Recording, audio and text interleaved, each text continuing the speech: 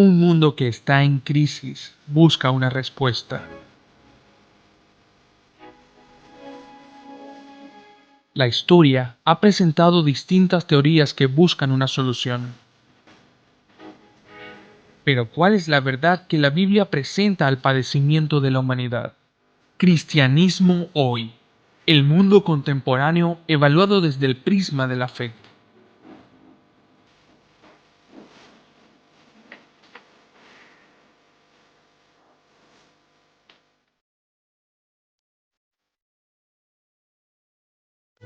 Que estamos hablando del matrimonio igualitario y la ideología de género. En este caso, la ideología de género ha sido objeto de múltiples encuentros en nuestro espacio. Ya en distintas ediciones estuvimos meditando juntos sobre este extraordinario y sumamente pertinente tema, sobre todo para el profundo debate político, cultural y espiritual que él comporta. Sin embargo, el matrimonio igualitario hoy es objeto de un renovado interés, sobre todo por las declaraciones del máximo pontífice. En este caso estamos hablando del Papa Francisco, que ha sido objeto de una profunda controversia en la comunidad internacional. Recuerden que el Vaticano no solamente responde a los intereses de un credo, sino que responde a los intereses de un Estado. En este caso, como un Estado político, responde también a intereses políticos. Y de alguna manera, para todos es sabido, en el prólogo de su libro sobre diálogos con Juan Pablo II y Fidel Castro, ese libro que fue objeto de prólogo por parte de Jorge Bergoglio cuando apenas era arzobispo, ¿no?, en la ciudad de Buenos Aires. De alguna forma, en el prólogo de esa obra, que comprende algunas 50 páginas por demás interesantes, Bergoglio llega a la conclusión, interesantísima también, de que el planteamiento político consagrado en Cuba es el que mejor representa, en este caso, a la justicia social consagrada en el Evangelio. Así que podemos ver la ascendencia doctrinal, de verdad, de Bergoglio, desde antes de asumir funciones ya de liderazgo espiritual en el Vaticano. Ya había fijado una posición bastante clara con el pensamiento de izquierda. No era de extrañar ahora cuando la izquierda, en sus versiones neomarxistas, en las versiones de Ernesto Laclau, de Chantal Buffet y las participaciones de la Escuela de Frankfurt, en donde desde las posturas gramscianas se está interpretando que la auténtica revolución en realidad solamente marcha en el contexto de una realidad en donde la subversión de los valores tengan posibilidad como reforma política. En este caso fue Gramsci, el teórico y político italiano, quien había afirmado en aquella ocasión que era a través de la subversión del orden cultural que se podía impulsar una auténtica revolución. Lo cierto es que el Papa Francisco hace unos días atrás dijo unas cosas que han sido objeto de profunda controversia. Y aquellos que defienden su postura, como aquellos que descalifican lo que él dijo, han tratado de interpretarlo en diversos términos. Han dicho algunos, bueno, están descontextualizando al Papa en sus afirmaciones, están de alguna manera manipulando lo que él dijo, pero palabras más o palabras menos, de alguna forma hoy yo quiero leer lo que textualmente él dijo en su declaración. Luego, por supuesto, la Secretaría de Estado del Vaticano trató de matizar algunas de estas afirmaciones, pero lo cierto es que nos encontramos ante esta afirmación. Esto fue lo que dijo en sus declaraciones ya de forma objetiva, clara, y las que textualmente él dejó ver en un programa en donde él dejó caer esta idea. La gente homosexual tiene derecho a estar en familia. Son hijos de Dios y tienen derecho a una familia. Nadie debería ser expulsado o sentirse miserable por ello, dice el líder de la Iglesia Católica en el filme titulado Francesco. Estas son las palabras literales, pero quizás la que mayor profundidad e incidencia tiene en el orden político y social es la siguiente. Lo que tenemos que crear es una ley de unión civil, de esa manera están cubiertos legalmente. Yo defendí eso. Quizás esa es la declaración más clara y explícita de la legislación del matrimonio homoparental que se ha dado por líder espiritual alguno en el mundo occidental. A pesar de que ya la iglesia anglicana, la iglesia presbiteriana y aún la iglesia bautista en los Estados Unidos ha fallado en algunos sectores de estas organizaciones en favor del matrimonio homoparental, del matrimonio homosexual, o lo que hoy se ha empleado el matrimonio igualitario como un eufemismo para hablar de esta unión civil. De alguna forma hoy tenemos una clara y explícita definición por parte, ¿verdad?, del máximo líder espiritual de la Iglesia Católica. La necesidad de una legislación que venga a suplir jurídicamente la unión civil del matrimonio o de la unión homosexual. Es difícil matizar esa afirmación y es difícil desvincularla del profundo contexto y debate que hoy se está suscitando en el ámbito internacional. ¿Cuál es el debate que está y que es objeto de controversia en el mundo de hoy? ¿Por qué la Iglesia Evangélica ha fijado una posición bastante clara, definitiva y concluyente con referencia a las ideas vinculadas al matrimonio homosexual? ¿Cuál es la resistencia que los sectores conservadores tienen para con algunas de estas realidades políticas, sociales y culturales? ¿Cuál es la razón para nuestra resistencia? Y alguno podría decir, de alguna manera, la resistencia de los conservadores están negando derechos civiles, y gran parte del discurso que el movimiento LGBTI hoy impulsa está amparado bajo la idea de los derechos civiles, ¿verdad? Pareciera que en la larga lucha por la reivindicación de los derechos civiles, parece que se quedó atrás o se quedó al margen la comunidad homosexual, y parece que ahora son objeto de reivindicación a través del nuevo discurso de poder. La propuesta que de alguna manera se está instrumentando a través de este mecanismo político es el siguiente, y permítanme, antes de definir por qué no compartimos y por qué como iglesia tenemos una profunda resistencia ante el matrimonio igualitario, vamos a ver cuál es la realidad. Vamos a empezar a definir qué es lo que la Biblia dice acerca de esta realidad. ¿Qué dice Dios con referencia al matrimonio igualitario? Y luego vamos a estar exponiendo lo que dice la comunidad LGBTI para impulsar y justificar y brindar legitimidad jurídica y política al matrimonio homoparental. Vamos a ver. De cualquier manera, aquí nos lo dice clara y categóricamente el libro de Levítico, capítulo 20, verso 13. Si alguno se ayuntare con varón como con mujer, abominación hicieron. Ambos han de ser muertos, sobre ellos será su sangre. Esto en la antigua legislación mosaica, de alguna manera está bastante claro que el matrimonio, o más bien el ayuntamiento sexual de las personas del mismo sexo, era observado, pues incluso estaba la pena capital consagrada para aquellos que la practicaban. En el nuevo pacto, ya en el pacto de la gracia, donde por supuesto Jesús de alguna forma le enseñó, ya no es el ojo por ojo ni diente por diente, ahora es la misericordia, la gracia y el perdón, el criterio que articula la convivencia espiritual.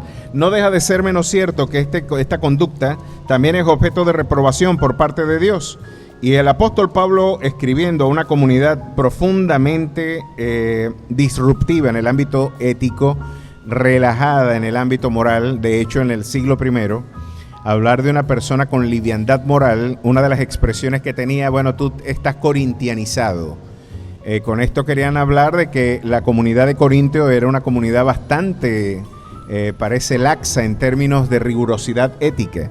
Y bueno, escribiendo a esa comunidad donde la paideia griega, por ejemplo, en el caso de preceptores como Platón y gran parte de la comunidad intelectual ateniense, llegó a afirmar en algunas ocasiones, incluso legitimando la pedofilia, que el preceptor debía tener relaciones sexuales con sus alumnos. En esa relajada, bastante laxa ética y moralidad, ¿verdad?, helenística, hedonista, miren lo que Pablo tiene que escribirle a la iglesia de Corintio en una voz de exhortación que hasta el día de hoy sigue siendo la bandera para afirmar que el vínculo homosexual no solamente las naciones podrán legalizarlo, pero la Biblia lo sigue condenando. No importa lo que nosotros hagamos en términos jurídicos, no importa lo que nosotros hagamos en términos culturales, en términos espirituales, la homosexualidad es pecado. Miren cómo lo dice la Escritura. ¿No sabéis que los injustos no heredarán el reino de Dios? No erréis, ni los fornicarios, ni los idólatras, ni los adúlteros, ni los afeminados, ni los que se echan con varones, ni los ladrones, ni los avaros, ni los borrachos, ni los maldicientes, ni los estafadores heredarán el reino de Dios. Ahí tenemos una clara y categórica afirmación, Y por supuesto, el pueblo reformado, desde el siglo XVI, en el 1517, estamos apenas 5 días de haber celebrado el Día de la Reforma Protestante, cuando Lutero clavó las 95 tesis en la capilla de Wittenberg, aquel 31 de octubre de 1517, se había puesto como eje transversal de la experiencia reformada solo la Escritura como norma infalible de fe y de conducta. Y cuando se invoca las Escrituras como criterio infalible de fe y de conducta, y usted tiene que leer las Escrituras, se va a encontrar de que este libro impugna deliberada y abiertamente, de forma bien categórica, lo que hoy se considera una experiencia legítima y libre, ¿no? Parece que en términos del pensamiento progresista, posmoderno, hedonista, postestructuralista contemporáneo, parece que es un síntoma de desarrollo intelectual, de desarrollo cultural, la aprobación de este tipo de leyes. Ya aquí he dejado bien en claro, porque quiero abrir esto al debate, después de que nosotros brindemos esta exposición de ideas. El Café Teológico es un espacio para la libertad de pensamiento, donde usted puede incluso impugnar lo que yo estoy diciendo desde acá, sin ningún tipo de dogmatismo. Estamos abiertos al debate por un precepto y un principio bíblico. Nada podemos contra la verdad sino a favor de ella. Así que el cristiano, si es consecuente con estos principios epistémicos de la fe, no debe tener temor a la controversia, a contrastar opiniones, porque después de todo la verdad siempre prevalece. Pero ya dejando bien en claro cuál es el fundamento teológico de la resistencia de la Iglesia y los sectores conservadores frente a la idea del matrimonio igualitario y homoparental, vamos a dejar ahora en claro cuáles son los planteamientos filosóficos, los planteamientos conceptuales que se esconden detrás de la ideología de género. ¿Qué tiene que decirnos el pensamiento filosófico contemporáneo con referencia a la idea del matrimonio homoparental? ¿Cuáles son las realidades consagradas en este pensamiento filosófico postestructuralista? Pues lo cierto es que de la segunda mitad del siglo XX, algunos pensadores de profunda influencia, desde Martin Heidegger hasta su discípulo Jean-Paul Sartre, viene a inaugurar el pensamiento que le da de alguna forma identidad a sus ideas, el existencialismo, con una frase que viene a ser un apotegma fundamental de este movimiento. Ese apotegma o sentencia fundamental dice lo siguiente: la existencia precede a la esencia. Y con este concepto, que según él le está dando un giro metafísico a todo el planteamiento antropológico, cultural, político del mundo occidental, está diciendo algo por demás interesante, algo que yo pienso que la sociedad debe reflexionar, meditar en cuáles son los orígenes de estos planteamientos para tener elementos de juicio y poder forjar una actividad crítica más rigurosa. El tema es que, en palabras más o palabras menos, que es un tema bastante complejo, Sartre lo que nos está diciendo en su planteamiento existencialista es lo siguiente: no existe tal cosa como una naturaleza humana. La naturaleza humana se construye a través de elecciones del existente. El existente construye su esencia a través de las diversas elecciones existenciales y biográficas. Es decir, la auténtica naturaleza del hombre está bajo el signo de la libertad absoluta. Y con esto Sartre decía de que el hombre es libertad absoluta y el hombre puede construir esa nada que él introduce en el ser, que es el existente, esa entidad que de alguna manera está vacía, que no tiene contenido, al que hay que darle contenido a través de las elecciones existenciales. Él construirá su identidad, porque es la existencia, son esas decisiones biográficas existenciales las que le vienen a dar configuración auténtica a la esencia del individuo. Con esto está diciendo e impugnando, por supuesto, 2000 o prácticamente 2500 años de tradición metafísica occidental, y con esto está diciendo y desmintiendo las tesis de Aristóteles de que existe una esencia en la naturaleza humana. Aristóteles había dicho de que el hombre es el zoon politikon, o el hombre es el ser racional. Esa es la definición clásica, ¿verdad?, del hombre como entidad racional. Ese género y diferencia específica que singulariza la esencia del hombre, la entidad que tiene la facultad de pensar, de reflexionar, de volverse sobre sí mismo en términos reflexivos y críticos.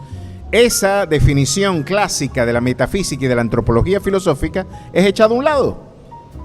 Ya no hay tal cosa como una naturaleza. No hay tal cosa como una naturaleza universal, no hay principios universales que regenten la conducta humana. Por el contrario, somos libertad absoluta, y esa libertad absoluta no está subordinada a ninguna instancia filosófica, conceptual, ética, metafísica y mucho menos religiosa. Así que, en última instancia, el hombre es arquitecto de su propia identidad metafísica, de su propia ontologicidad, de su propio estamento y complexión antropológica. No hay tal cosa como una naturaleza humana, el hombre construye su naturaleza. La existencia precede a la esencia. Cuando estas tesis filosóficas fueron llevados al ámbito del debate de género, y por género queremos hablar entonces ya el debate sobre el tema filosófico propio del género, es si la sexualidad es una construcción social o no. El tema es que Simone de Beauvoir, la consorte de Jean-Paul Sartre, de alguna forma escribió en su libro, que ha sido de alguna manera un documento canónico del movimiento feminista y por supuesto de la ideología de género. Ese texto canónico, Simone de Beauvoir viene a decir algo por demás interesante. Simone de Beauvoir viene a decir, ¿verdad? No se nace mujer, se llega a serlo. Y con esto lo que está es respaldando las tesis de su marido, de Jean-Paul Sartre, aquel que había afirmado de que la existencia precede la esencia y que yo construyo mi identidad metafísica y, por qué no, mi identidad de género también, ya que no existen gringolas ni restricciones fisiológicas, biológicas para la condición antropológica, pues el hombre puede construir su propia identidad desde su propia experiencia. Y lo que está llevando Simone de Beauvoir es a las consecuencias lógicas del debate de género, lo que el planteamiento metafísico de Jean-Paul Sartre había impulsado. No existe una esencia, yo construyo la esencia. No existe un sexo, yo construyo mi sexo. Y con esta definición, Simone de Beauvoir, en su libro, viene a fundar todo un planteamiento del que de alguna manera se sumaría pues el feminismo postestructuralista y gran parte de las tesis de Judith Butler, de Monique Wittig, por supuesto de Shelley Firestone y de un conjunto de pensadores como Beatriz Preciado, que son los textos canónicos de este movimiento. Y déjenme, para no dormirlos con este debate que tiene un profundo interés para la sociedad venezolana en este momento, lo que propone en este caso el pensamiento feminista es lo siguiente. Después de la caída del muro de Berlín, el panorama geopolítico mundial, como es evidente, cambió. ¿Cuántos recuerdan aquellas tesis? Los académicos que están aquí presentes habrán recordado por los años 90. Por los años 90 el texto de Fukuyama titulado El fin de la historia, ¿verdad? Donde Fukuyama hacía un vaticinio de que ya habían acabado las ideologías, de que las utopías, habíamos llegado al final de la historia, porque los planteamientos liberales, los planteamientos de la democracia liberal occidental y del capitalismo, en este caso, en sus diversas funciones, había triunfado sobre el bloque socialista. La llamada cortina de hierro había caído en el año 89 con la caída del muro de Berlín. Ya el muro que dividía Alemania en dos quedó de alguna manera devastado, ¿verdad? Y parece que la economía de mercado, del libre mercado, se terminó constituyendo en la norma política y económica del mundo posmoderno. Ya Marshall McLuhan hablaba de la sociedad globalizada, de una sociedad en interdependencia mediática, y nos estaban anticipando de que esa economía de mercado también era capitalismo sin fronteras. Hay una profunda e interesante controversia con lo que se ha pretendido banalizar el tema del neoliberalismo y de los diversos liberalismos. Los liberales, en este caso los que asumen el planteamiento liberal en términos de economía, de alguna forma no suscriben el hecho de que el neoliberalismo debe ser interpretado como una escuela liberal. De hecho, el concepto neoliberalismo fue acuñado por un marxista disidente que trató de plantear una tercera vía como alternativa entre los totalitarismos, ¿verdad?, de izquierda, en este caso los sistemas represivos y de alguna manera esclavizantes desde su perspectiva de los modelos liberales. Así que estamos más acercándonos en el neoliberalismo a una socialdemocracia más parecido a lo que Acción Democrática y algunos movimientos políticos de centro izquierda en Venezuela han impulsado, que realmente los planteamientos liberales planteados por la escuela, en este caso austríaca, por Rothbard y por un conjunto de teóricos, por supuesto, posteriores al liberalismo clásico. Lo cierto es que el mundo en su interdependencia globalista parece que había llegado al final de las ideologías. Se cayeron las utopías. La Unión Soviética, como el bloque político y militar más importante que impulsaba estas ideas políticas, de alguna manera estaba transicionando con la perestroika, de verdad, de Mikhail Gorbachev, y nos encontrábamos ante una transición de apertura entre los mercados y la economía transnacional. Esto, de alguna manera, de alguna forma, impulsó una redefinición de los planteamientos de la izquierda. Y teóricos como Ernesto Laclau y Chantal Buffet, de alguna manera empezaron a redefinir cuál sería la estrategia del nuevo sujeto político, cuál sería la necesidad, cuál sería el nuevo sujeto político que podría impulsar nuestro proyecto revolucionario. Lo cierto es que el sujeto político, el proletario de la sociedad capitalista, lejos de haber cumplido el vaticinio de Marx, lo cierto es que la sociedad capitalista occidental no llegó a las conclusiones a las que llegó Marx en su libro El Capital. Nunca el proletario había vivido en mejor esplendor que en los años donde el liberalismo económico llegó a su mayor esplendor. Ustedes lo pueden ver, por ejemplo, ya el obrero y el proletario norteamericano no está pensando en cambiar de sistema, sino están pensando en cambiar de camioneta. Así que ese nuevo sujeto revolucionario tenía que ser redefinido en una nueva suerte de sujeto para la transición dialéctica que el mundo necesitaba. Ernesto Laclau y Chantal Buffet plantean la necesidad de aglutinar a las minorías, indigenistas, homosexuales, movimientos feministas, los movimientos LGBTI, todos los movimientos y los disidentes de la comunidad deben ser aglutinados bajo un esfuerzo de reivindicación social. Ahora este esfuerzo por aglutinar a estas microcélulas sociales unidas bajo la égida de una reivindicación de derechos civiles, viene a ser el nuevo planteamiento del sujeto revolucionario contemporáneo. Y uno de ellos tiene que ser la comunidad LGBTI. Ustedes nos encontramos, y este es el planteamiento crítico que ellos hacen. El asunto es que la homosexualidad no es, ustedes con su cristianismo, que es el origen del capitalismo heteropatriarcal opresivo en Occidente, así nos definen cuando yo hablo de estos temas. A mí me da mucha risa por cómo me interpretan. ¿Saben lo que yo soy para ellos? Un cristiano capitalista heteropatriarcal opresivo occidental. Y yo creo que siguen apareciendo nuevos adjetivos, ¿no?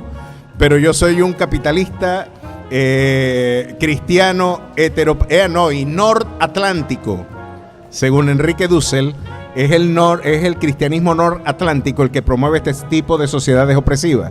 Pero yo soy el representante de un modelo opresivo de pensamiento que tiene sus orígenes en el pensamiento bíblico. Este pensamiento bíblico, que tiene su origen en el judeocristianismo, afirman ellos, es el auténtico origen del sistema opresivo capitalista contemporáneo, porque aquí se nos habla de la dialéctica del amo y del esclavo, aquí se nos habla de la posibilidad de la propiedad privada, y que la propiedad privada es un derecho inherente a la condición del hombre porque fue Dios quien la delegó. Y entre otras cosas porque el patriarcado, afirman ellos, es la auténtica matriz conceptual del movimiento capitalista, dirían las teóricas feministas. Y desde este planteamiento se está afirmando que la única manera de promover una auténtica subversión política es a través de la subversión cultural de ese heteropatriarcado capitalista cristiano. Es a través de la subversión de los valores consagrados en este documento, la Biblia, que podemos realmente impulsar un proyecto de desarrollo auténticamente revolucionario. Este planteamiento así, de alguna manera, resulta profundamente seductor, ¿verdad? Y ha tenido un profundo mercado en Latinoamérica. En la Argentina ya se ha logrado concretar con profundos avances. En Chile, en Ecuador fue impugnado gran parte de estos planteamientos por el presidente Correa, que no los participó. Pero se considera que Venezuela, según algunos teóricos, es el país con mayor retraso en este debate. Según estos proyectos globalistas, en el año 2019 hubo una convención de organizaciones homosexuales y pro-LGBTI que de alguna manera estaban meditando por qué esta campaña del matrimonio igualitario, de la adopción por parejas homosexuales, por qué la promoción de este tipo de realidades políticas no ha tenido una concreción en el mundo venezolano y en Latinoamérica, porque para ellos tenían programado que ya para el 2016 estos programas debieron haber estado instaurados en la mayor parte de las naciones del tercer mundo. El matrimonio homoparental, la adopción, ¿verdad?, por parejas homosexuales y también la legalización del aborto debieron haber sido programas que para el 2016 debieron haberse concretado en todo el hemisferio. Para que ustedes se hagan una idea, solamente la organización de Bill y Belinda Gates, ¿verdad?, y George Soros, particularmente George Soros, ha invertido 4.500 millones de dólares en la promoción de la ideología de género en nuestro continente. Para que se hagan una idea, ese es el equivalente a lo que hoy dispone en reservas internacionales Venezuela. Para que ustedes se hagan una idea, ¿no? A pesar de que no tenemos cifras claras por parte del Banco Central de Venezuela, es un monto elevadísimo el que ellos hayan declarado que 4.500 millones de dólares están impulsando esta agenda. ¿En qué consiste esta agenda? ¿Cuál es el motivo de la controversia? Pastor, deje que se case esa gente. ¿Cuál es el problema de que se casen? Diría alguno, ¿no? ¿Y cuál es el conservadurismo? Deje a esa gente tranquila. Deje que mire, si yo le soy honesto, a mí me tiene sin cuidado lo que hace la gente en su vida privada, de la puerta de su casa para adentro. Eso no es objeto de mi problema. El problema es que el matrimonio igualitario y las leyes de género, y aquí hay bastantes abogados y pueden brindar un testimonio a través de la ilustración bibliográfica de esto, es que estas leyes de identidad y de igualdad de género van acompañadas de una profunda concepción represiva y totalitaria del Estado. ¿Por qué? El tema es que ya yo les venía hablando de cuál es el fundamento filosófico de esta interpretación jurídica, política. Habíamos dicho, en este caso, ¿verdad?, habíamos concluido con Simone de Beauvoir de que no se nace mujer, sino que se llega a serlo. Ya Judith Butler llega a afirmar hoy que el sexo siempre fue género. Monique Wittig llegó a afirmar de que la mujer no existe, curiosamente, ¿no? Alguien que presuntamente es feminista está diciendo que el sujeto político que ella pretende reivindicar no es existente. Pero curiosamente, estos teóricos, al igual que Michel Foucault, Jacques Derrida, fueron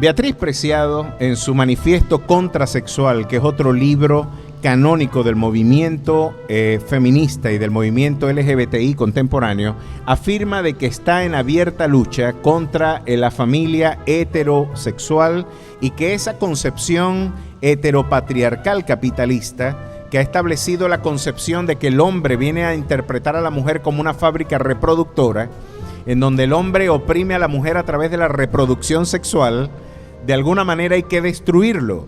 Y la manera en la que se puede promover una agenda de subversión política y cultural contra ese movimiento heteropatriarcal es a través de la promoción de uniones sexuales lésbicas. Una forma de protesta contra el heteropatriarcado es el lesbianismo. El lesbianismo.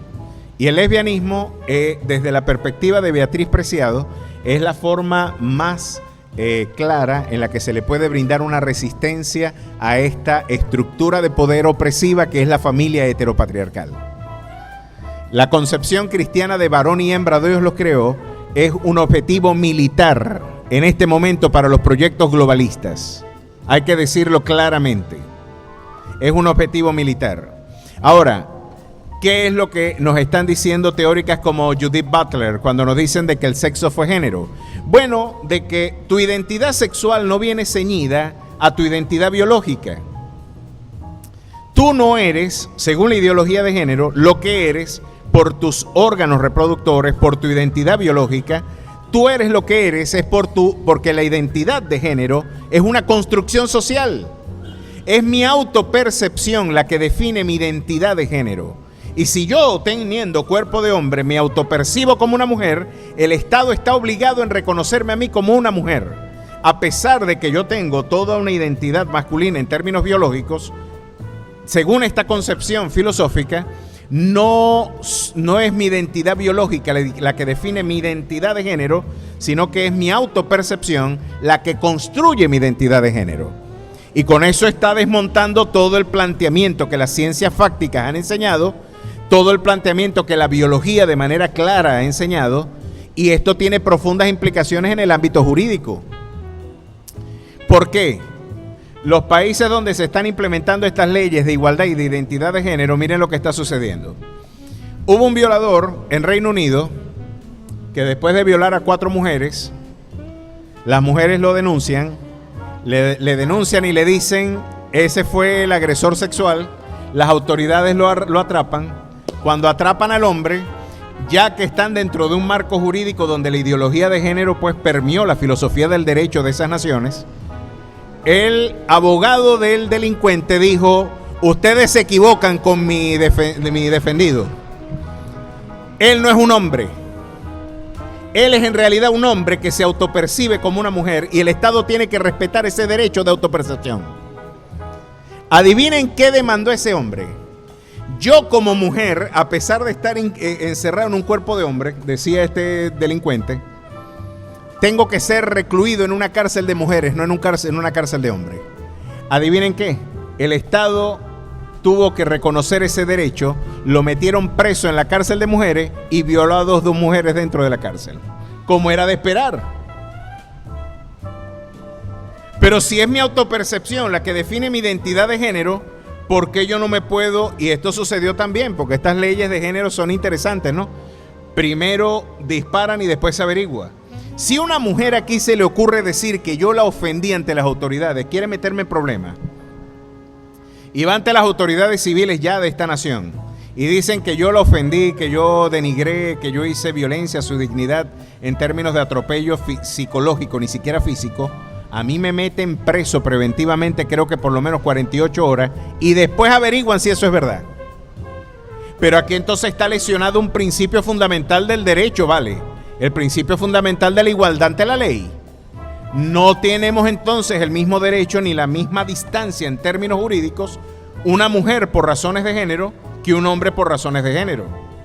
Porque entonces si a esta persona se le ocurre incriminarme, reprocharme o calumniarme, ¿verdad?, un acto o incurrir en la simulación de un hecho punible, yo entonces, después que soy retenido, es que averiguan si realmente yo fui de alguna manera el agente de ese delito. Está lesionado el concepto de igualdad ante la ley y nuestras libertades civiles también. libertad de culto y libertad de conciencia. Porque de aprobarse estas leyes, están amalgamadas con un conjunto de realidades también vinculadas al concepto de leyes del odio, ¿verdad? Y para el pensamiento de la Escuela de Frankfurt, cualquier actividad crítica, no voy a decir la Escuela de Frankfurt, pobrecito, yo no voy a hablar en este caso de Jürgen Habermas, de Karl Otto Appel, ni de Teodoro Adorno, ni de Mark Horkheimer. Yo diría los intérpretes de esta escuela de pensamiento y la forma en la que se ha articulado dentro de los estados neototalitarios contemporáneos, cualquier ejercicio de actividad crítica es interpretado como un delito de odio. Si yo pienso de forma crítica y distinta, si yo soy un disidente, ya es un delito de odio el que tú estés impugnando mis ideas. Pero miren lo que está sucediendo. Cuando estos matrimonios se concretan ya como un logro político, si ellos van ante la iglesia y van ante la iglesia Alfa y Omega, de donde yo soy pastor, y ellos demandan que yo los case, van a buscar un pastor para que los case, para ya crear de alguna manera cierta casuística, ¿no? Y ya ir dejando algunas realidades y antecedentes. Pastor, nosotros somos una pareja homosexual y queremos que usted nos case. El tema es que si yo me niego por razones de conciencia, porque la Biblia, mi Biblia dice esto. Mi Biblia dice esto, y permítanme leerlo una vez más. Esto lo dice la Biblia y yo quiero leerlo para que ustedes vean por qué un pastor no puede casar a una pareja homosexual, ¿vale? No es por razones de prerrogativa, es que el fundador de la iglesia, que fue Cristo Jesús, así lo estableció y lo definió. ¿No sabéis que los injustos no heredarán el reino de Dios? No erréis ni los fornicarios, ni los idólatras, ni los adúlteros, ni los afeminados, ni los que se echan con hombres, ni los que se echan con varones. Aquí tenemos una clara impugnación a la conducta homosexual desde la fe cristiana. Usted puede hacer de la iglesia para afuera lo que mejor a usted le parezca. No hay ninguna ley en esta nación que impida la unión civil de dos homosexuales, o la unión o la convivencia de dos homosexuales. Aquí no hay ninguna prohibición porque este es un estado laico y de alguna manera estos principios cristianos no son un elemento compulsivo de la conducta jurídica ni política de esta nación. Sin embargo, de aprobarse estas leyes, ¿qué es lo que sucedería? De yo negarme a casar a una pareja homosexual, yo sería judicializado por delito de odio por causa de discriminación de género. Predicaciones donde yo no voy a poder leer mi Biblia, porque la Biblia dice que la homosexualidad es pecado, pues la Biblia la van a meter presa. Porque la Biblia dice que la homosexualidad es pecado, bueno, peor para la Biblia. Usted se calla la boca y no diga que eso es pecado, porque en esta nación es un delito llamar a la homosexualidad pecado. Ahí es donde se va a empezar a imprimerar el juego entre la iglesia cristiana y los estamentos que hoy adelantan este proyecto de ley. Porque no estamos demandando, y como les reitero, me tiene sin cuidado lo que la gente haga en su vida privada, me tiene sin cuidado. El problema es que, como lo dijo Jordan Peterson, el profesor y psiquiatra en la Universidad de Ontario, en Canadá, en el estado canadiense, si un sujeto se autopercibe como pájaro, en lugar de yo llevarlo y meterlo en un manicomio, el Estado me impone que yo le tengo que dar alpiste. El problema no es que tú seas homosexual. El problema es que tu autopercepción se convierta en el único criterio jurídico para la convivencia política. ¿Y dónde queda la libertad de conciencia? ¿Dónde queda la libertad de culto? ¿Dónde queda la libertad incluso para impugnar realidades e ideas que no son compartidas por la comunidad cristiana? Pues estamos ante lo que diría, ¿verdad? Gabriel García Márquez, el Gabo, estamos ante la crónica de una muerte anunciada. Esto promueve una profunda preocupación. Y les voy a decir cuál es la preocupación. El voto evangélico es una preocupación en este momento para los neototalitarismos. El voto evangélico es una preocupación para la agenda globalista que pretende impulsar esta triple agenda: ideología de género. Y usted se preguntará, ¿por qué se quiere implementar esto como agenda política? ¿Por qué Putin tiene una profunda resistencia frente a este planteamiento y por qué el gobierno chino llegó a afirmar que de aprobarse estas leyes en su nación, las consecuencias jurídicas y políticas y aún económicas de estas legislaciones tendrían implicaciones mucho más profundas que de las guerras del opio que se sostuvieron con Inglaterra? ¿Por qué? Porque este es un programa que se está impulsando para deprimir demográficamente el crecimiento de los países del tercer mundo. Las campañas, ¿verdad?, de anticoncepción que se impulsaron en los años 80 y 90 no sirvieron para nada. El regalar preservativos, el regalar de alguna forma pastillas anticonceptivas no detuvo el crecimiento explosivo y demográfico de los países del tercer mundo. Pues parece que estas leyes tienen profundas implicaciones en el ámbito demográfico y están profundamente impulsadas por una agenda malthusiana. La agenda, en este caso, malthusiana es aquella que considera de que hay que deprimir demográficamente el desarrollo poblacional de algunos pueblos que en lugar de ser un factor, ¿verdad?, de una respuesta frente a la crisis mundial, son un auténtico problema en términos sanitarios, de alimentación y en términos ecológicos. Esto por una parte. El siguiente aspecto que esto impulsa, sodomizar a nuestros jóvenes, es que de aprobarse estas leyes, ya en Argentina, en Europa, dentro de los programas escolares, está que a los niños en preescolar, al varoncito lo van a disfrazar de varón, de hembrita, de princesa, a la hembrita de princesa, de príncipe, y el niño, el objetivo académico es decir, ¿cómo se sintió tú convirtiéndote en princesa, papi, y cómo te sentiste tú, reina, convirtiéndote en un príncipe? Esto para crear un clima de mayor tolerancia, ¿no?, en la imagen interétnica y en este caso intergénero, ¿no? Que haya una convivencia mucho más abierta.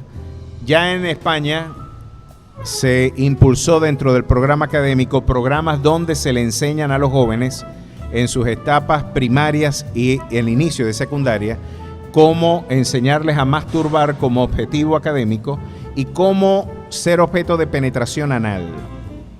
Esto me da hasta pudor repetirlo, pero ya esto es un programa académico y aunque ustedes no lo crean, la ideología de género está emparentado con uno de los movimientos, porque yo tuve un debate que ustedes lo supieron.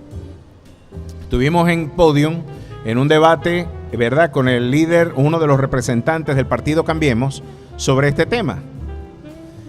Después que estuvimos en ese tema, de alguna manera, algunos de los televidentes estaban reprochando, pero qué vergüenza, cómo ese pastor va a confundir homosexualidad con pedofilia. No, homosexualidad y pedofilia no son lo mismo.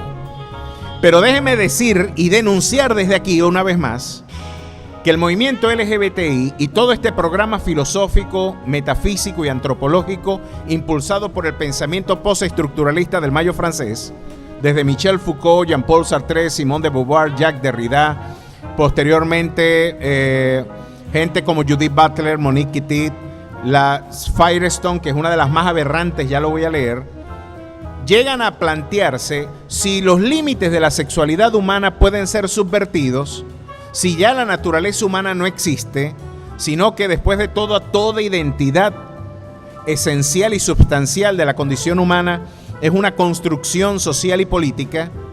Si podemos subvertir el orden en la relación de un hombre con una mujer y puede estar un hombre con un hombre y una mujer con una mujer, ¿por qué no puede estar un adulto con un niño? ¿Ustedes creen que estoy relajando?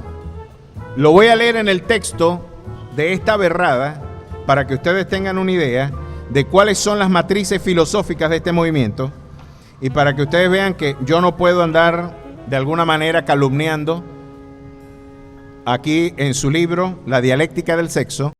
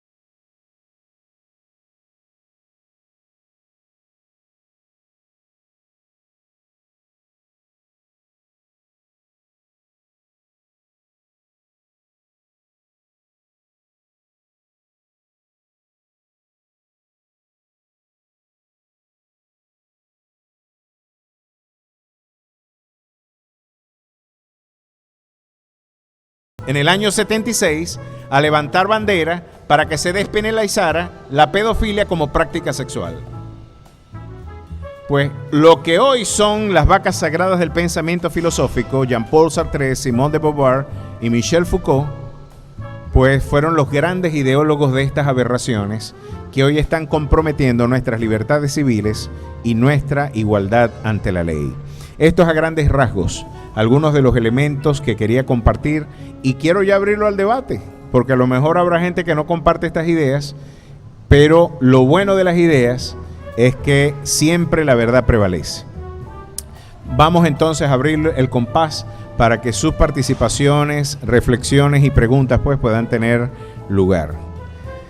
Si les parece bien, pues pueden levantar su mano y de esa manera pueden ya sumarse a este debate. Lo cierto es que estas leyes, dentro de muy poco, van a ser objeto de un profundo debate. Mucha gente desconoce lo que esto es. Lo que viene, la punta de iceberg solamente la verá la gente.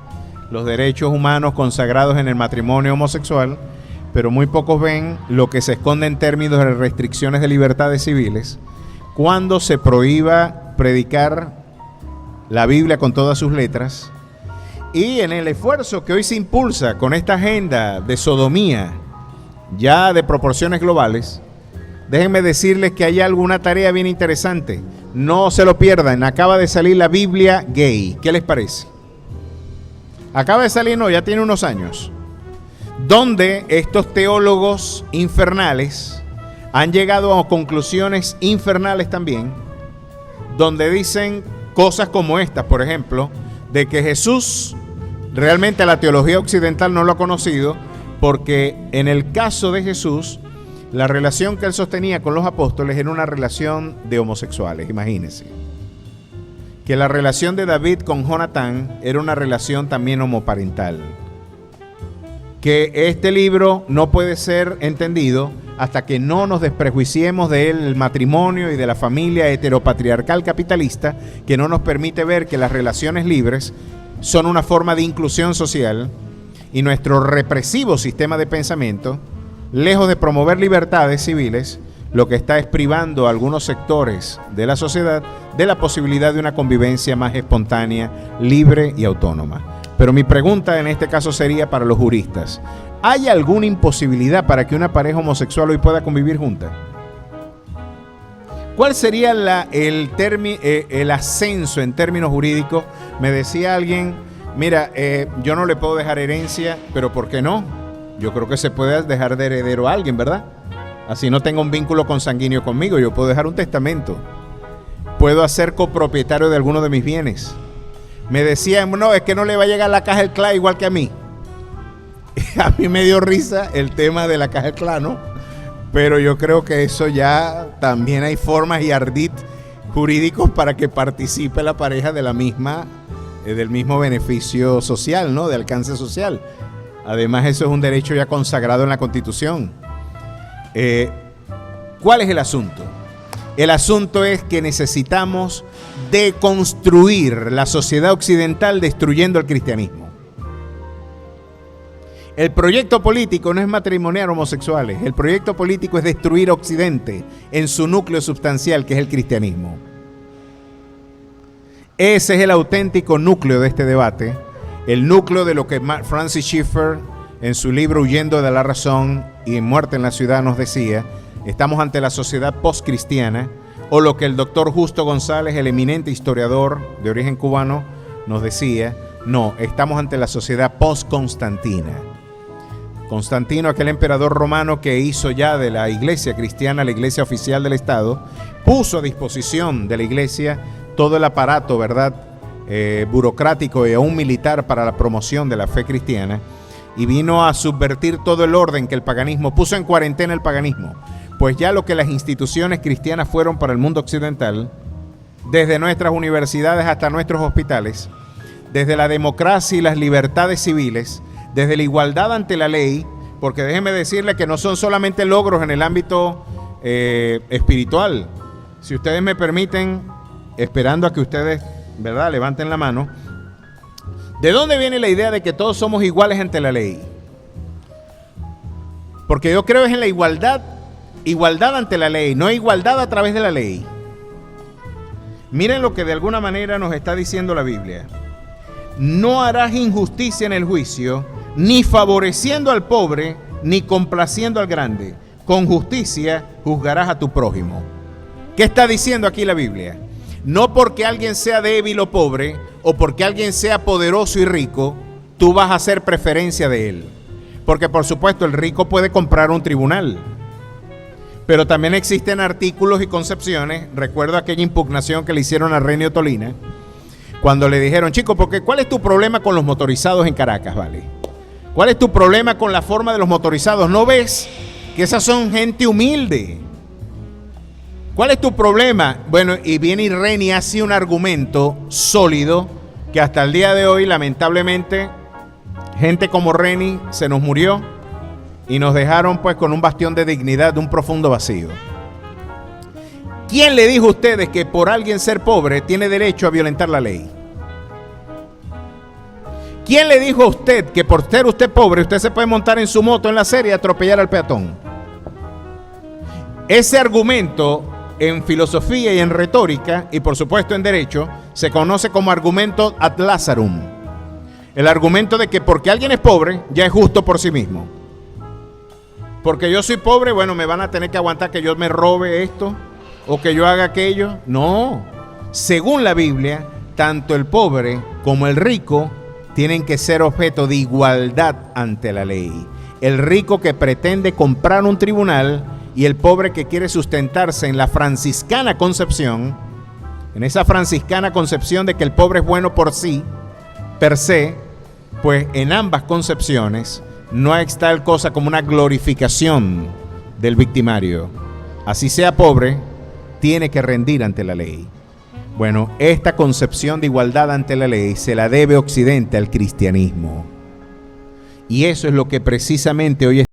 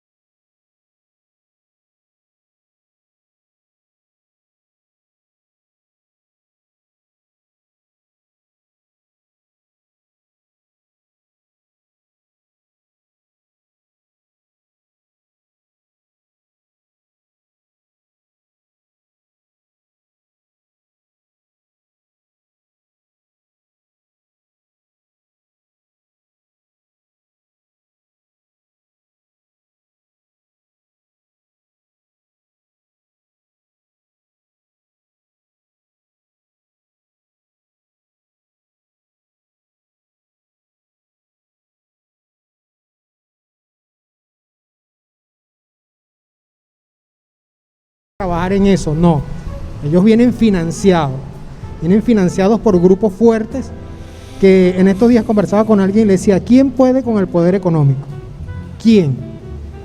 El que se enfrente al poder económico está perdido, así tenga la razón, porque aunque todos seamos iguales ante la ley,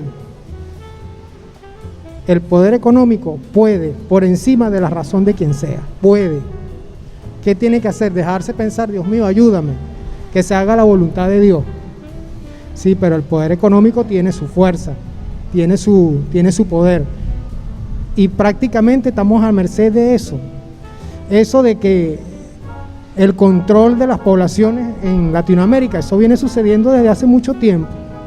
A Centroamérica la sometieron en la década de los 70, la sometieron a un proceso de deterioro de tal manera de que las mujeres en edad fértil llegaron un momento en que no pudieran parir, no pudieran concebir hijos, y fue algo preparado y de eso hay documentación, solo que nosotros no nos tomamos el tiempo suficiente para invertirlo en esas investigaciones.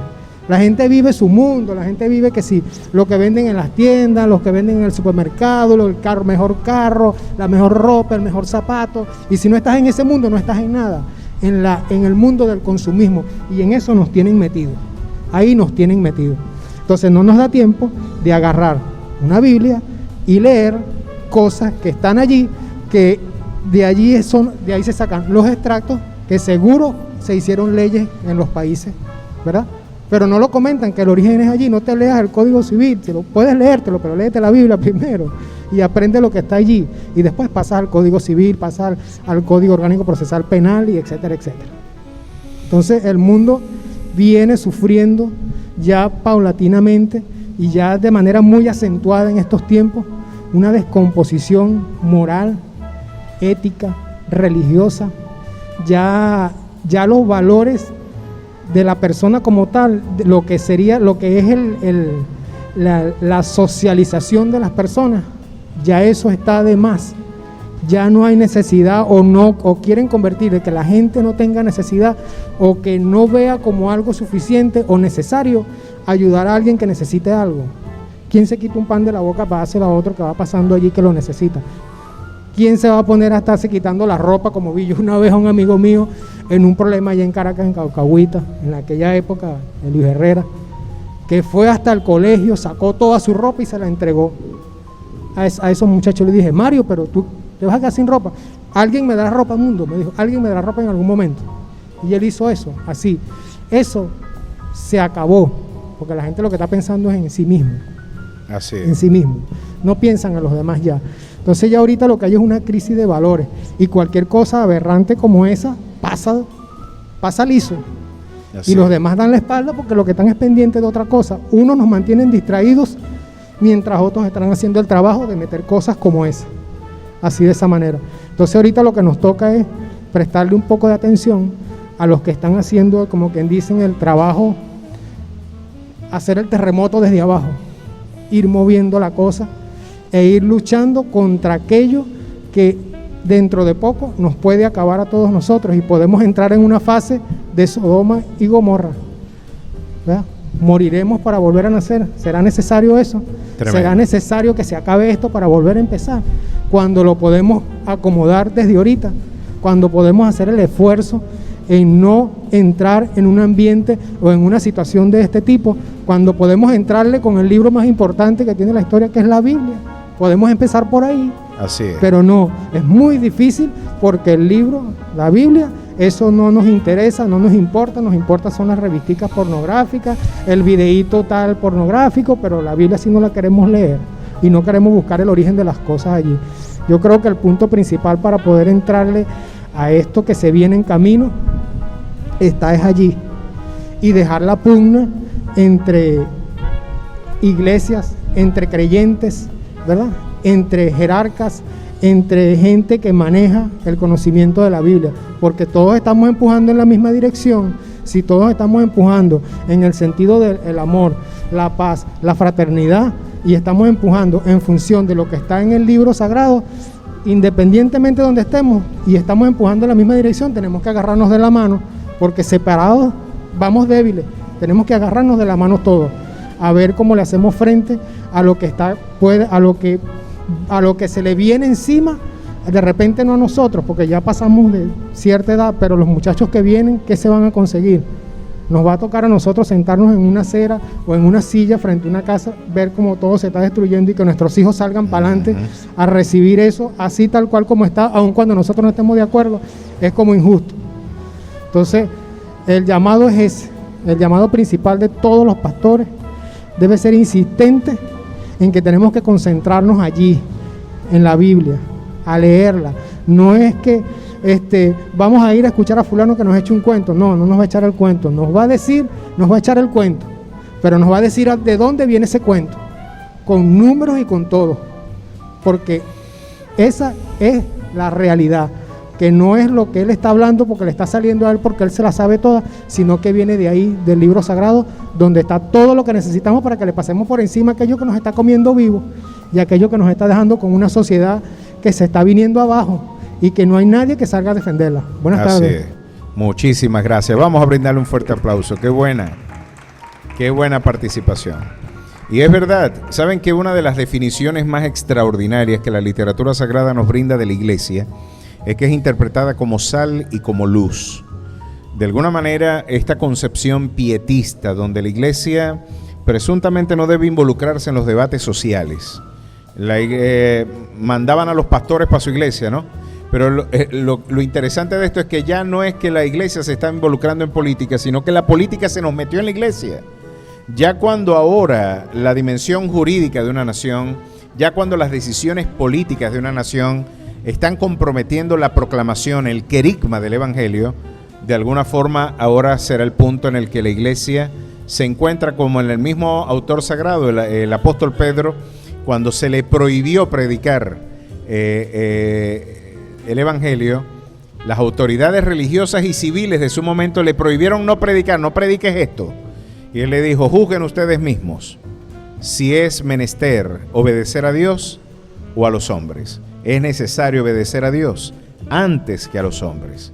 Así que este punto de alguna manera nos está interpelando, nos está llamando a ser sal. Y la sal no es para darle sabor a la comida. Cuando Jesús emplea la imagen de la sal, está hablando de que era el único factor de preservación. No había refrigeración en aquel entonces. ¿Han comido ustedes pescado salado? Algo mejor que un chivo salado, muchachos. Después que usted pone en remojo ese chivito, bueno, además de que le pone sabor la sal, pero el objetivo primario era preservarlo en el tiempo. La iglesia metida en el salero no puede ser un factor de preservación. Si este tipo de debates no se suscita, no podemos ser luz. ¿Cuántos de ustedes habían escuchado que la Biblia condena la homosexualidad? Y alguien podría hoy decir, yo soy cristiano y apoyo a la homosexualidad. Pues es un absoluto contrasentido. Usted no puede ser cristiano y apoyar la homosexualidad al mismo tiempo. Usted puede amar al homosexual. Y con esto quiero dejar algo en claro. Porque como cristiano, nadie debe denigrar, nadie debe promover bullying, nadie debe promover ningún tipo de vejación o de desmérito o descrédito, ¿verdad?, por una persona por su orientación sexual. Un cristiano nunca va a denigrar a una persona por ninguna razón. El precepto divino es aún amar a nuestros enemigos. ¿Verdad que sí? Ese es el precepto divino. Nadie en nombre de la espiritualidad cristiana puede denigrar, puede de alguna forma exponer al escarnio público, puede hacer escarnio o vejación de la condición de una persona bajo ninguna condición. El que estemos afirmando que es pecado está de alguna manera a contrapelo, sin duda alguna, de la opinión generalizada de la gente, pero la Escritura nos enseña también que lo que hoy llamamos homosexualidad, que es pecado, tenemos que recordarle al mundo que la fornicación, las relaciones sexuales fuera del matrimonio, también son pecado, de que mentir también es pecado, de que robar, así sea por necesidad, también te pone de espalda a Dios. Y tenemos que recordar que bajo un mismo juicio o bajo estos mismos valores, todos seremos evaluados. No es que estamos pegando el grito al cielo, ¡ay, se acabó el mundo, los homosexuales! No. hay otros pecados de los que yo he participado, ¿verdad?, que son tan pecados como la homosexualidad. Porque alguien dirá, esto pasa porque usted no tiene este debate, porque a usted no le gustan los hombres. No, a mí me gustan las mujeres y precisamente es en ese sentido donde yo puedo pecar. Porque según la Biblia, hasta si yo la miro codiciando, ya he pecado. ¿Por qué no somos entonces sinceros y decimos que tenemos también la culpa, ¿verdad?, de haber podido codiciar a alguna mujer, y eso me hace tan transgresor como el homosexual que está con su debilidad y su orientación sexual. Por eso debemos, ¿verdad?, mirar también nuestra debilidad y tener misericordia de aquel que afronta este tipo de contingencias morales y espirituales. Pero de ninguna manera podemos negociar el hecho de decir que no, para caerte bien yo te voy a decir que eso no es pecado. No, para caerte bien, o para más bien amarte de forma adecuada, te tengo que comenzar diciendo la verdad. Como lo dijo John Hus en una ocasión, prefiero herirte, ¿verdad?, con la verdad que matarte con la mentira. La homosexualidad es pecado como lo es la fornicación, como es el adulterio, como es el robo, como es la mentira, como es la brujería tan generalizada aquí, ¿oyeron? Esto hay que recordarlo para que usted vea. Aquí lo dice en Levítico 19. No os volváis a los encantadores ni a los adivinos, no los consultéis, contaminándoos con ellos, yo Jehová vuestro Dios. Esto es tremendo. Y aquí hasta el pecado del chisme, tan generalizado en nuestra cultura que algunos pueden decir, ¿no?, que el chismear no es malo, ese es el deporte social de mucha gente. Pero miren lo que dice aquí la Biblia. No harás injusticia en el juicio, ni favoreciendo al pobre, ni complaciendo al grande. Con justicia juzgarás al prójimo. Ya dije que esto es igualdad ante la ley. Otro legado más del cristianismo. No andarás chismeando entre tu pueblo. No atentarás contra la vida de tu prójimo, yo Jehová. Me llama la atención de que el chismoso es tan pecador como el homosexual, porque el chismoso denigra y destruye la condición emocional y psicológica de aquella persona a la que expone el descrédito.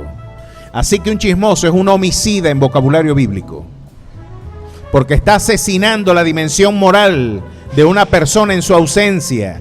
Vamos a hablar con todas las letras. Lo que hoy puede despertar pudor en el conservadurismo, también debería despertar pudor, para ser coherente, esos pecadillos que consideramos no son tan relevantes.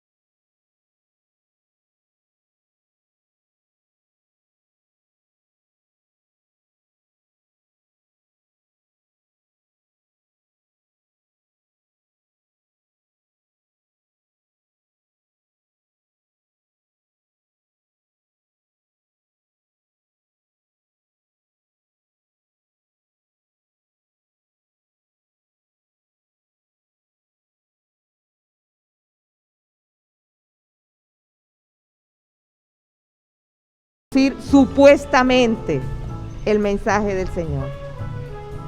Nos encontramos con una iglesia y ciertamente no podemos irnos al extremo pietista, pero es necesario poder encontrar la combinación que vemos tan magistralmente en la Biblia.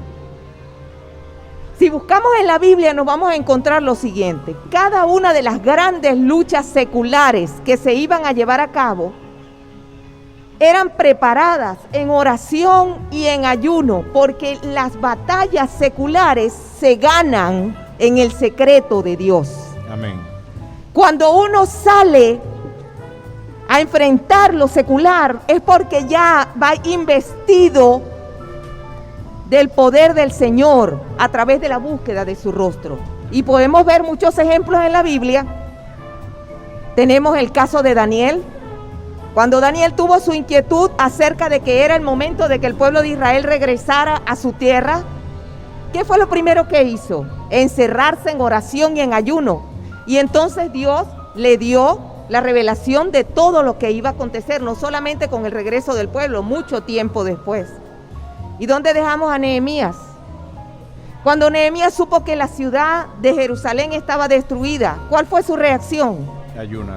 Ayunar, orar, pedirle a Dios. Cuando llegó su momento de salir a reconstruir la ciudad, ya él iba investido, lleno de la visión de lo que el Espíritu Santo quería que él hiciera. Eso lo vemos en muchos otros ejemplos. Esther, qué lucha tan terrible contra lo secular la que le iba a corresponder a Esther. Ella iba a arriesgar su vida para salvar al pueblo de Israel de una amenaza secular. ¿Qué hizo Esther? Ayunó durante 3 días y convocó a los demás a lo mismo. Bueno, y el ejemplo más emblemático, el Señor Jesucristo. La mayor batalla contra lo secular de toda la historia la iba a llevar a cabo el Señor Jesucristo. Y para poder tener esa victoria tan grande, se preparó, siendo Él Dios, se preparó en 40 días de ayuno, soledad, secreto de Dios en el desierto. Amén. ¿Qué sucede con la iglesia? Porque la iglesia, ¿dónde hemos escuchado una convocatoria a la oración, al ayuno, a la búsqueda del rostro de Dios para que Dios pelee esta batalla por nosotros? Que nosotros podamos salir a decirle a las personas: mira, esto no debe ser, mira, vamos, tenemos que prevenirte de que esto está avanzando, pero investidos ya con el poder del Señor.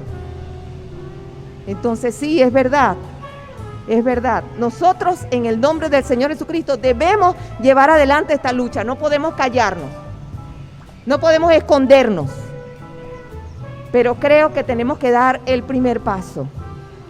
Y el primer paso es buscar la ayuda, el respaldo, la guianza, la sabiduría, las estrategias que solo el Señor nos puede dar cuando entremos en su secreto y nos concentremos en Él. Entonces ahí sí se podrá decir que la lucha la estamos realizando en el nombre del Señor Jesucristo, por y para el Señor Jesucristo. Ahí sí, cuando lo busquemos a Él. Amén. Fuerte el aplauso. Extraordinario. Es así, no puede ser de otra forma. Fíjense que Saúl le propuso a David ponerle la misma armadura de Saúl, ¿no? Y la espada de Saúl. Y David se la quiso poner y dijo: no me va bien. Después de todo, hasta Maquiavelo hizo comentarios sobre esa estrategia de guerra. Y dijo: de haber David luchado con las herramientas de Saúl, la gloria se le hubiera llevado Saúl y no el Dios que acompañó a David en su batalla. Debemos vestirnos de Dios para poder salir al frente. Debemos estar siempre preparados. Y por eso la espiritualidad no es un evento. La vida espiritual es un permanente vivir. La espiritualidad no es un evento, como lamentablemente los movimientos neocarismáticos hoy pretenden interpretarlo. Hoy tenemos un evento para crecer, pues se está creciendo permanentemente en la diaria búsqueda, en la permanente y diligente búsqueda del rostro de Jehová. Así que esto es una exhortación a mantenernos indefinidamente en ese secreto para encontrar el oportuno socorro en el tiempo de nuestra necesidad. Vamos a escuchar, vamos a brindarle un aplauso a nuestro querido hermano y caballero. Vamos a escuchar. Buenas tardes. Buenas Dios le tardes. bendiga a cada uno de ustedes. Amén. Pastor, ¿considera usted que de aprobarse la ley del matrimonio igualitario en Venezuela sería el inicio de la persecución de la iglesia? Esa es una. Le voy a hacer la otra y me responde. ¿Cómo no? Sí, yo creo que va a ser el inicio desde el debate mismo. Ya nuestra postura firme y clara, categórica, en donde tenemos que hablar del Evangelio con todas las letras, hablar del Evangelio, el Evangelio en su plenitud impugna este tipo de orientaciones. Bueno, vamos a hacer un elemento disruptivo, ¿verdad?, a gran parte de este ejercicio hegemónico de poder. Yo no me extraña en verdad, de que se nos desmovilice, de que se nos persiga. Llegó el tiempo de los valientes, llegó el tiempo de la valentía, y quizás aquí se va a saber realmente quién es cristiano y quién no. Realmente aquí se va a saber si por razones de persecución algunos se desvincularán de su fe, algunos incluso negociarán con algunos estamentos de poder, porque el que sirve, ¿verdad?, a Dios por dinero puede servir a Satanás por un mejor salario. Pues ya vamos a ver que los movimientos mercantilistas pueden venir cediendo frente a algunas alternativas de aparente bendición, porque llaman bendición solamente a la prosperidad económica, y olvidan que la auténtica bendición es encontrarnos cara a cara con nuestro Dios, encontrarnos en abierta comunión con Él. Todo lo demás es un accidente y una contingencia histórica. La auténtica bendición del creyente es esa comunión abierta e irrestricta con el autor y consumador de nuestra fe. Sí va a ser el inicio, y podría ser una de las tantas excusas para desmovilizar a la iglesia evangélica, que por muchas razones ya es objeto de incomodidad para algunos estamentos de poder. Ok, gracias. ¿Cuál es su opinión en relación a que ya de cada uno de estos acontecimientos que nos ha expresado en esta tarde, y cuando vemos también cómo este movimiento viene a ir posicionándose? Hoy en la mañana veía noticias de las elecciones presidenciales en Estados Unidos, cuando ya existe la primera senadora transgénero, anunciaban pues en los resultados, y todo esto lo que está ocurriendo en nuestro país, y hasta inclusive posturas de pastores que hablan de pastores venezolanos, que hablan de que no, de la libertad, de que pensemos, hay que abrir la mente y todo esto. Pero ¿cuál es la opinión de usted, pastor, en todos estos acontecimientos y en observar una iglesia dormida? Bueno, estamos ante lo que de alguna manera, no con escasa razón, Mario Vargas Llosa llamaba, estamos entre los patriotas y los globalistas. Este proyecto globalista, que no debe confundirse con la globalización, que es otra cosa. El tema de la globalización fue articulado por el sociólogo canadiense Marshall McLuhan. Por globalismo entendemos todo este programa que involucra el paquete de la ideología de género, campañas pro-abortistas, ¿verdad? Porque este es otro esfuerzo también por el control demográfico de los países del tercer mundo, y la sustitución demográfica como estrategia disruptiva del desarrollo demográfico. Es decir, las campañas estas migratorias que hoy están redefiniendo el panorama geopolítico europeo, es todo un programa que se adelanta a través de estos esfuerzos transnacionales. Curiosamente, las Naciones Unidas, Fondo Monetario Internacional y la Organización Mundial de la Salud son algunos de los representantes más conspicuos, entre ellos también el Papa Francisco, de este movimiento globalista. Y no es casualidad de que después de haber impulsado esta agenda, y él hablar ya de lo que concretamente aquí nos dice, permítame leerlo literalmente para que no digan que es una calumnia. Quiero leer las palabras textuales. Ya se me va a descargar el teléfono, pero la quiero leer textualmente para que ustedes ponderen por ustedes mismos. De alguna manera, después de la incomodidad que esto suscitó en algunos sectores de la Iglesia Católica, pero es muy difícil matizar esta afirmación. Lo que tenemos que crear es una ley de unión civil. De esa manera están cubiertos legalmente. ¿Quiénes? Los homosexuales. Yo defendí eso. Unos días después se hacen declaraciones de que esto se va a implementar y que es una de las comisiones que se le delegará, en este caso a la Asamblea Nacional nueva, ¿no? Va a ser el debate con el que se iniciará este esfuerzo de subversión cultural gramsciano. Miren, estamos ante lo que Mario Vargas Llosa llamaba, sin duda alguna, la diferencia entre un nacionalista y un patriota.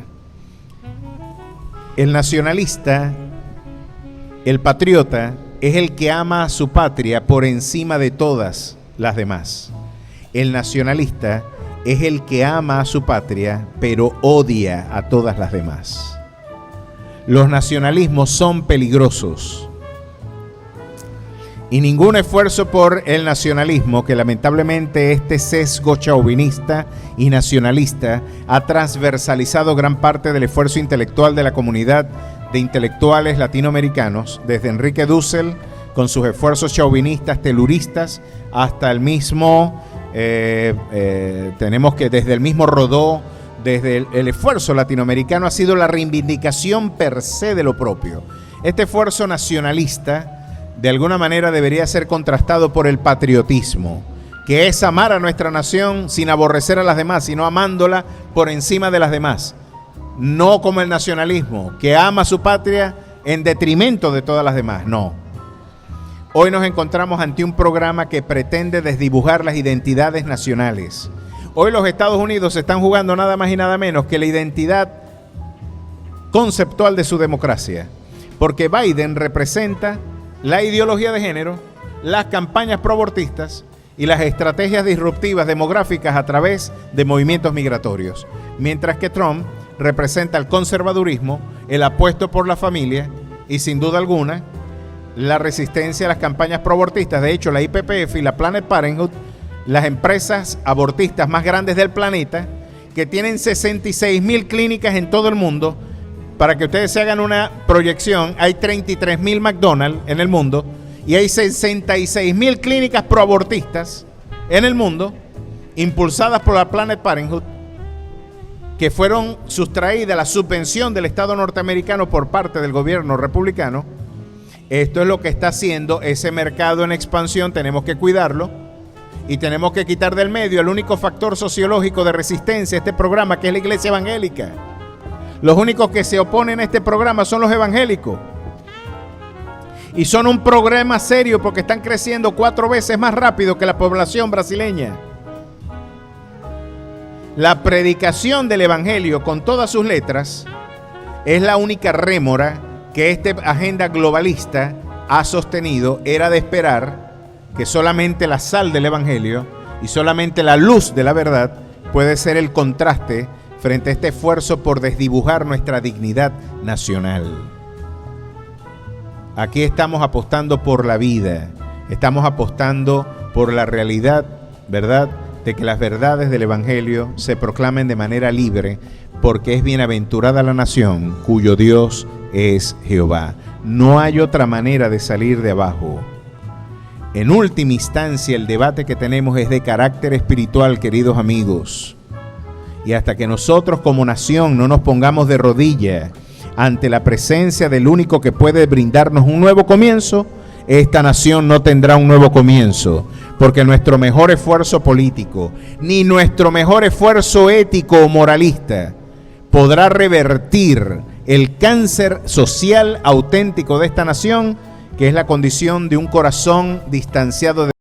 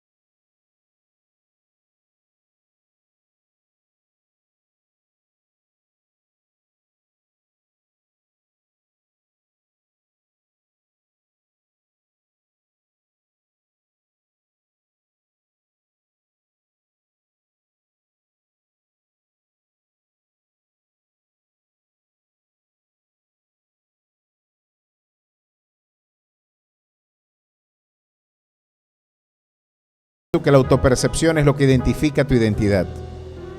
Como tú te autopercibes. Entonces miren lo que esto sería, ¿no? Las implicaciones jurídicas. Me voy a poner un poquito creativo con estas ideas.